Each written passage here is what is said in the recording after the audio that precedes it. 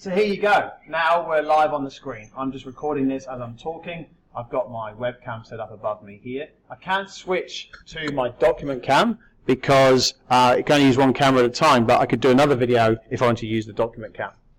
So the two things that you need on your computer, one is Screencast-O-Matic. It's a free piece of software unless you're doing long videos. So it's just on the screen just here. That's the website. You just create your own login, which I've done, and it's all free to use. The other thing you need is Webcam Viewer version 1.0. It looks like that icon when you've got it. You get it from places like Softonic. Just do a Google search to find that. And then when you've downloaded everything, then you'll see a screen that looks like this.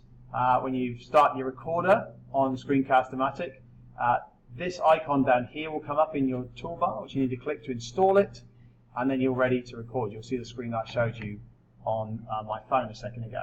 So I'm going to stop this video, and then I'll show you another one in a minute.